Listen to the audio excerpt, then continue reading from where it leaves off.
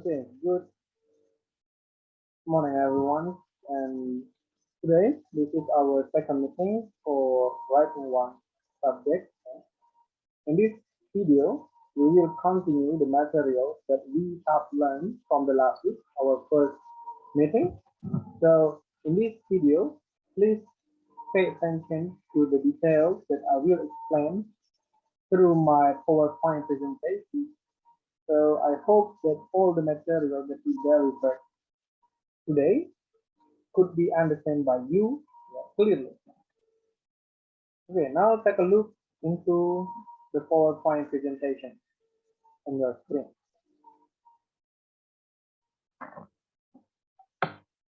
Okay, in this second meeting, we will focus on writing a paragraph.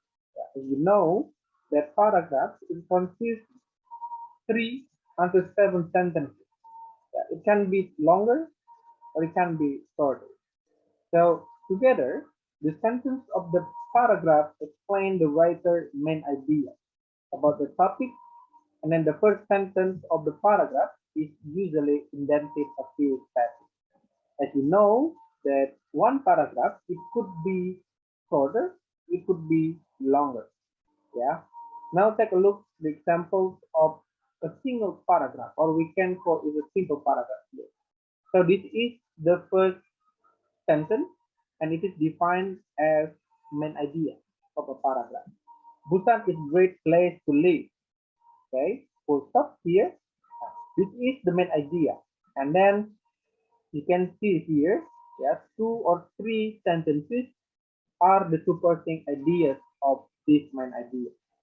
Okay, so in here we will focus on how to write a good or understandable paragraph. Yeah. Okay, now take a look into the organization of paragraph here. Yeah, similar with the previous one, we have the topic sentence. Yeah, the topic sentence should be present to the claim or claim that you will support and develop in the rest of the paragraph. Okay, this is the where the main idea, and then it is followed by the supporting idea or the supporting sentences.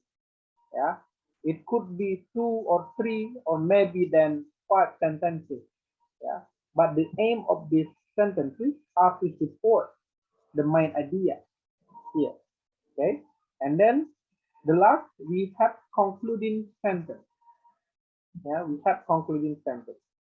Usually, the concluding sentence with a transitional sentence that show how the main idea in this paragraph is logically related to the main idea in the next body paragraph.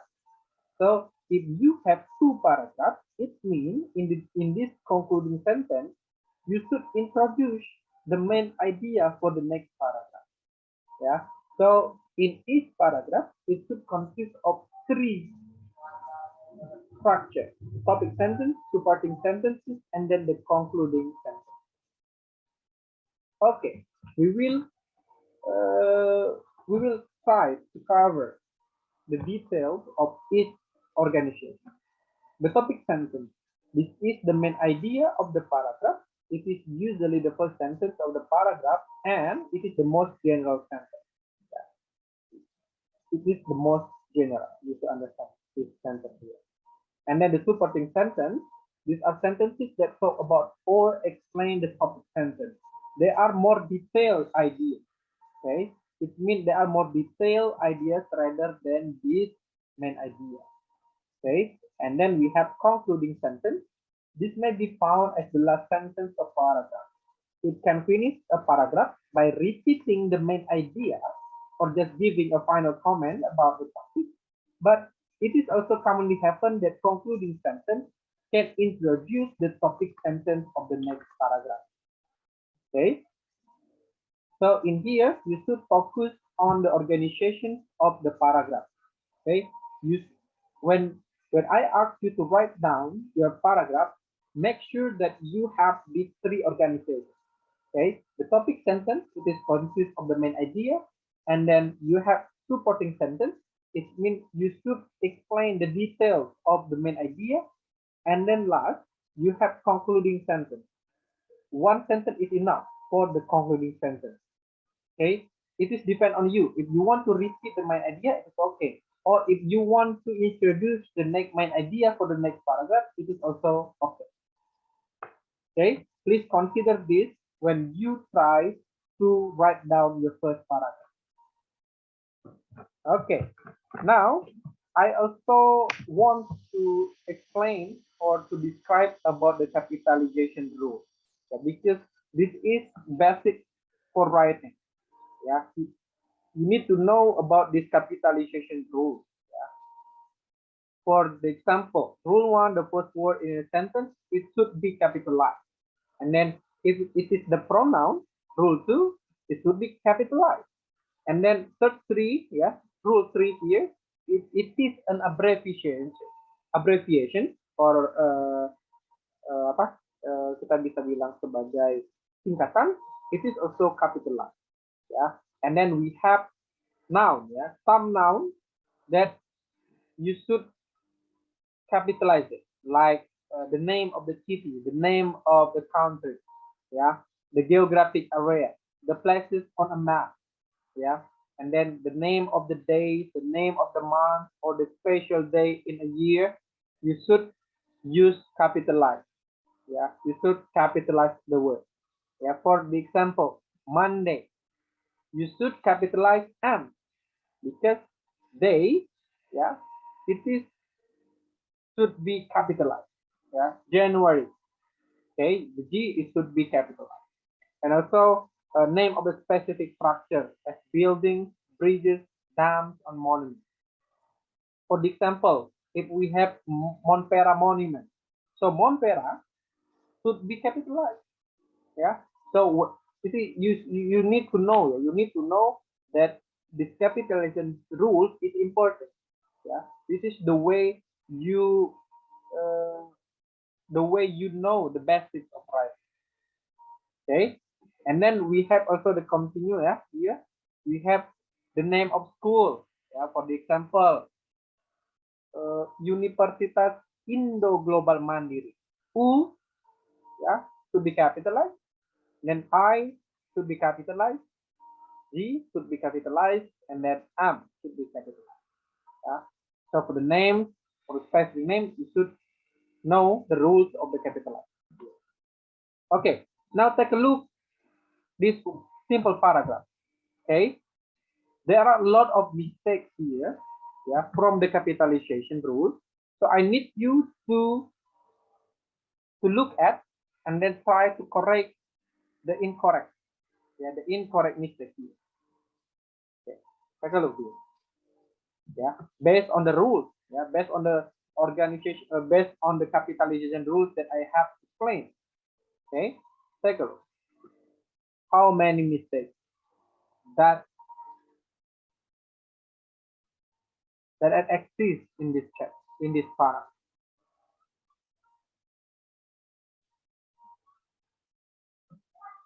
Okay, now there are a lot of mistakes from this one paragraph. For the example, the civil war. Why the civil war should be use capitalized C and W? Because civil war, it is a phenomenon. It is a historic phenomenon in United States.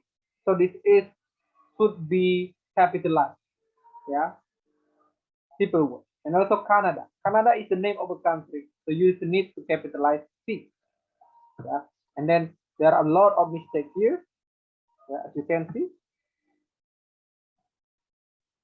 Okay, now after you know the rules, the capitalization rules, and then we will jump into the sentence structure. Yeah, what is a sentence structure? A sentence is a group of words that contain at least one subject and one verb and expresses a complete thought. Yeah. So you should understand that when you write down a single sentence, it should be consist of one subject and one verb. Subject is for who, yeah? Who is the person to do something, and then verb is what is the activity that do or that done by the subject. So if you miss one of each, it means it's not a sentence. Ya, jadi kalau kalian cuman ada satu subjek, satu verb, itu namanya kalimat, baru kalimat. Tapi kalau kalian kehilangan satu subjek atau kehilangan satu kata kerja, itu bukan kalimat. Okay, so pastikan when you write down a single paragraph, a single sentence, it should have one subject and one verb. Okay, there are four types of sentences in English. We have simple sentence, compound sentence, complex sentence, and then compound complex sentence. Okay. Now take a look for the simple sentence. Simple sentence means you have one subject and then you have one verb. Yeah. For example, the Star Wars movies were international hits. The blue is here is verb, and then the red one here is the subject. Okay. The simple sentence means you have one subject and you have one verb. Okay, and then compound sentence, you have subject plus verb. Yeah. So for example, young people and adults enjoy them. Yeah. In order to make these two subjects connected, you need to use connector here, the coordinate connector. Okay, the coordinate connector. And then three, we have complex sentence. Yeah, it means you have one subject and then you have double verb. Yeah, for example, the film entertains and thrills audiences everywhere. Yeah. For example, here the film is the subject and then verb entertain and thrill. Yeah. And it is also connected with coordinate connector. Yeah. It means when you need to make a connection between two subject or two verb, you need to use a connector, kata hubung. Ya, jadi kalau mau menghubungkan dua subjek atau dua kata kerja, pastikan kalian memiliki kata hubung. In English, we call it as connector or conjunction. Okay. And then last, we have compound complex sentence. Yeah, it means you have double subject and then you have double verb. Yeah. For example, here, Luke and his friends battled evil and made us laugh.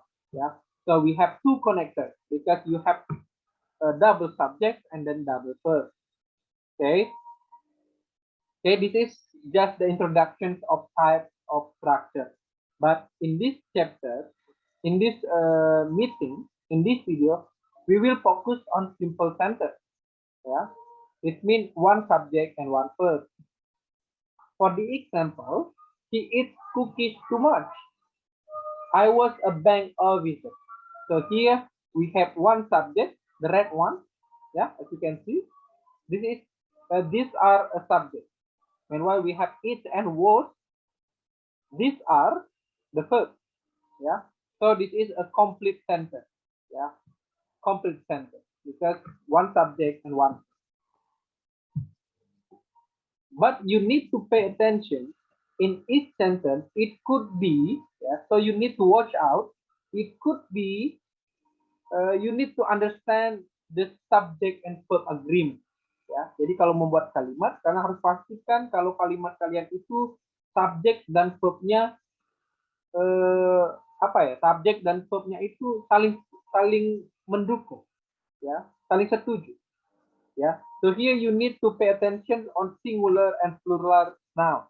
Yeah. Take a look on the example. My sister is married. Okay. Sister. The noun. Yeah. This is the subject. Yeah. Sister is the subject. And then you can count that the sister here is singular. Yeah. Without s. So you need to pay attention on the verb. This verb should be. Yeah. Should be. Agreed ya, should be agreed by the subject. Makanya kalau subjeknya di sini tunggal, kata kerjanya pun harus kata kerja tunggal. Contohnya my sister is married. Bukan my sister are married. Oke, ini yang kita sebut dengan singular and plural noun atau kita sebut dengan subject dan verb agreement. And then another example, my sisters are married. Nah, di sini subjeknya plural. sisters, yeah, with us. So you need to pay attention that the verb should be supported the subject. So you change from this from singular into plural. So please be attention to the singular and plural now. And then we have object of preposition. Yeah, because in one sentence it could be consist of preposition. So in here you need to know the definition of preposition. Yeah, a prepositional phrase can come between subject and verb. If it comes after the subject, it is not a part of the subject. Ya, jadi preposisi itu munculnya di antara subjek dan verb. Apa ciri-cirinya? So this is the indicators, ya, the indicators of preposition. Contohnya ada of, in, at, on, with, by, behind. Ya, if it is exists in the sentence, so it is a object of preposition. For example, one of my brothers is singer. Yeah. So in this case, you need to pay attention. Where is the subject? The subject is here. One, not brother. Yeah. Why? Because my brother here, it is a object of preposition. Ya. Dia adalah bagian dari preposisi karena ada tanda objek. Ya. Jadi subjeknya adalah one, berarti subjeknya tunggal. Ya udah, berarti kata kerjanya harus kata kerja tunggal juga. Oke. Okay? And then second example, some buildings in this campus are massive. Yeah. So take a look at this. Some buildings. Yeah, some buildings. So this is the subject of the sentence. Yeah. So because this is plural, so you need to pay attention on the verb. So the verb should be support the plural noun here. So you change it into plural to be plural. Yeah, are. Okay. And then in the campus is a prepositional process. Meskipun di sini dia berbentuk kampus, berbentuk noun, tapi ini bukan kata subjeknya.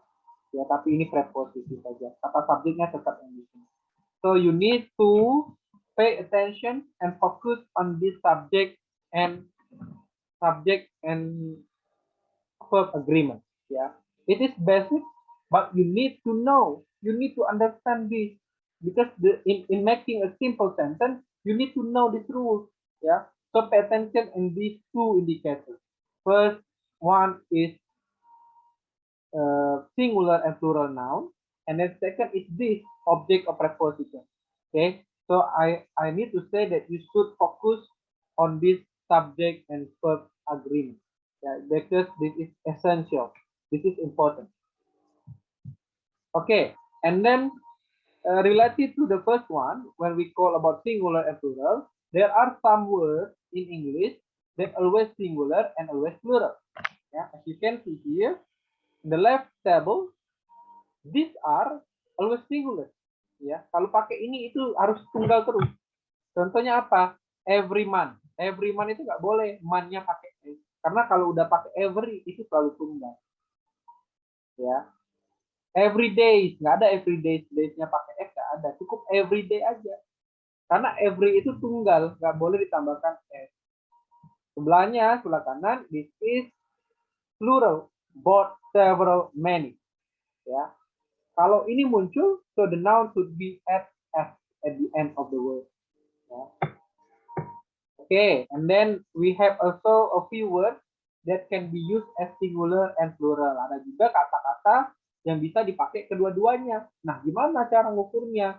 Nah, in this case, ya, in this case is if you want to use this word, please pay attention to the noun, ya, to the noun in prepositional phrases. Jadi perhatikan jumlah kuantitas bendanya. Contoh, beberapa kursi, some chair, chair aja ya, nggak pakai s. Berarti dia tunggal hitungannya. Berarti some chair is broken. Beberapa kursi rusak. Berarti cukup dengan is agreement-nya. Tapi ketika kalian ganti some chair pakai s, ya some chair pakai s, beberapa kursi-kursi, maka agreement kata kerjanya harus berubah. Some chairs are broken. Ya. So in this case, if you find out this, or when you use this, please pay attention to the expression of the quantity of the noun. Ya, lihat sifat bendanya, apakah bendanya tunggal, apakah jamak. Ya, kalau ini nggak ada masalah, yang mereka bisa tunggal, bisa jamak. Tinggal lihat saja di belakangnya, sifat bendanya seperti apa. Okay, and then last, and last material in this video, we will see about the fragment. What is a fragment? Yeah, in some languages, you can sometimes leave out the subject in a sentence. Ya, beberapa bahasa itu boleh nggak pakai subject. But in English, you should know that in English, you should always have at least one subject and one verb. Kalau kalian tidak punya satu subjek atau tidak punya verbnya, berarti itu yang kita sebut dengan fragment. Ya, fragment itu apa? Fragment itu berarti kalimat tidak lengkap. Ya, bisa jadi there is no subject or it could be no verb. Ya, so this is what we call as fragment. Ya, for the example here, people in Palembang always in hurry. Ya, there is no verb here. Yeah, there is no verb in this sentence. Yeah, it is a subject. Yeah, people, but there is no verb. So this kind of sentence is defined as fragment. Yeah, as defined as fragment. So you need to put aside. You need to consider. Yeah, each sentence should have subject and verb. Ya, pastikan setiap kalimat itu punya subjek. Ya, itu adalah dasar sekali dari menulis. Ya, so please pay attention on this indicator. Ya, now take a look for your task in this meeting. Ya, in this week. Ya, in this meeting, I have a task for you. Ya, for all students here, you should be able to write down one or two paragraph atau one until two paragraph about your routine activity, yeah, or your daily activity or your weekly activity, yeah. So you need to write down about your routine activity, and then you should considering the material that I have explained, yeah, started from capitalization rules and then subject and verb agreement. Yeah, please consider it. Yeah, I want you to make it simple but clear. Yeah, and then also in good organization of a paragraph and in the correct grammar. Okay, I think that's all for our meeting today. Thank you for watching this video. We will meet again in the next video from meeting 3. Okay. Assalamualaikum warahmatullahi wabarakatuh.